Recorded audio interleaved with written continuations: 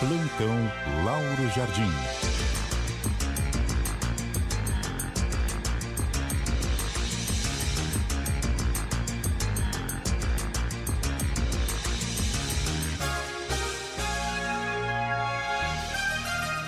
Bom dia para você, Lauro.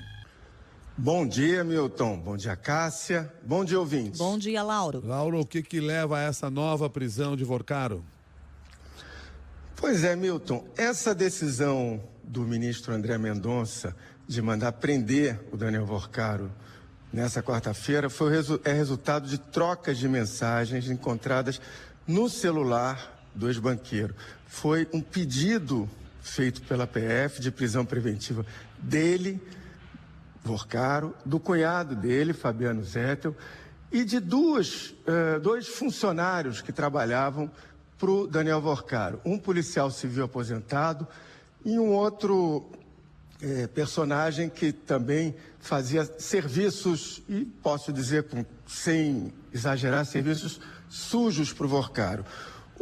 A Polícia Federal, no celular do Vorcaro, Milton, ela descobriu que ela teve acesso a um grupo de WhatsApp que o Vorcaro integrava, chamado A Turma, em que nesse grupo foram planejadas algumas ações violentas contra pessoas que ele considerava adversários.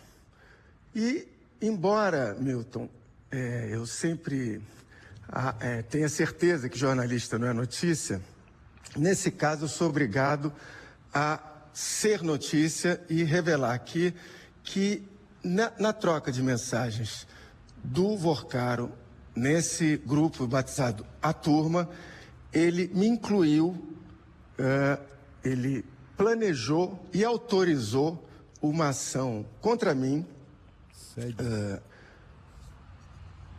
que seria a seguinte: a ideia era simular um assalto, primeiro me vigiar. Bom, vamos voltar. Ele na troca de mensagens, primeiro o Vorcaro cita uma nota que eu publiquei na minha coluna de domingo no Globo e diz que eu publico muitas coisas sobre ele e partem para dizer que tem que fazer alguma coisa. Então, a ideia explicitada ali nessa troca de mensagens era simular, primeiro me monitorar, me seguir, descobrir coisas ruins contra mim e tal. Em segundo lugar, simular um assalto e, segundo o próprio Vorcaro, quebrar meus dentes. Isso foi planejado e dado ok pelo Vorcaro para que fosse seguido. Bom, felizmente, como você, Milton, você, Cássia, os ouvintes, todo mundo que me conhece sabe, isso não chegou a acontecer. Não sei se porque ele foi preso antes, eu não sei. O fato é que isso constava. No fundo, o que dá para dizer é que o Vorcaro, em relação a algumas pessoas que ele considerava adversário, ele tinha uma espécie de milícia própria e que ele agia, se é que não agiu em outros casos que a gente não sabe ainda.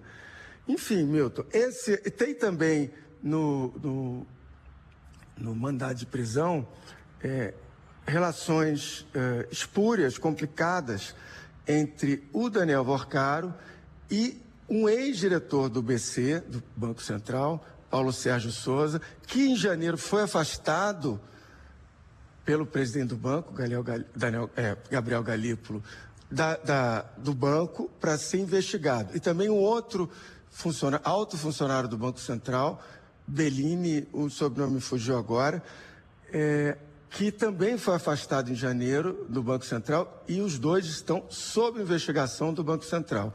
Eles também constam nessa ordem de prisão. Não, eles não constam da ordem de prisão, eles constam do mandado hoje, e tudo ali está explicitado, essas relações dele, absolutamente inapropriadas, com o Vorcaro, Milton. Bom, e agora a gente pode imaginar que a partir da descoberta de tantos fatos graves como esse aí, uma potencial agressão que seria cometida contra jornalistas, até você trazendo aqui o seu testemunho em relação ao que apareceu sobre o seu nome nessas trocas de mensagens, a situação do Vorcaro fica muito complicada, o que poderia levar a uma delação premiada. Já havia algum tipo de negociação nesse sentido antes, Lauro? Pois é, Cássia, em janeiro, eu mesmo cheguei a publicar a defesa em janeiro, assim, meados de janeiro, a defesa do Daniel Vorcaro, o time de defesa dele chegou a discutir isso, sim, chegou, inclusive, eu sei, a convidar um outro advogado para integrar o time, esse outro advogado, um criminalista de São Paulo, recusou, enfim, que eles estavam debatendo a possibilidade, não tinha nenhuma decisão, de o Vorcaro oferecer uma delação premiada para o Ministério Público, para a PGR. Isso não foi adiante naquele momento. Agora, ele sendo preso agora, com mais, com provas da Polícia Federal obtidas do celular dele mais robustas. Pode ser que agora isso mude a situação dele, portanto, ele e a defesa dele tenham que repensar isso. E aí, se ele for fazer uma delação, Milton e Cássia podem saber que é uma delação para, não sei se derrubar, mas pelo menos balançar meia república.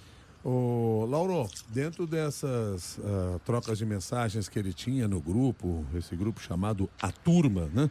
Grupo de WhatsApp, na qual você descreveu aí agora há pouco, dentro desse grupo havia outros alvos deles também, de outras áreas que ele pretendia ameaçar até porque considerava inimigos?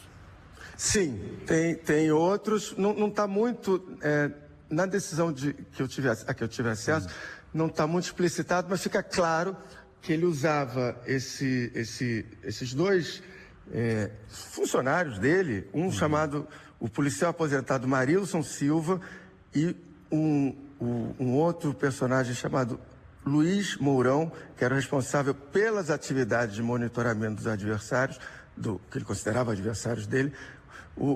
Esse grupo fazia, sim, outras incursões desse tipo. Espionagem, monitoramento, isso fica claro, sim, nas trocas de mensagem. Muito obrigado, Lauro. Obrigado pelas informações aqui, pela apuração que você nos traz. É impressionante. Confesso a você que fiquei chocado aí quando você começou a descrever essas trocas de mensagens que ocorriam por lá. Porque é impressionante como essa turma age.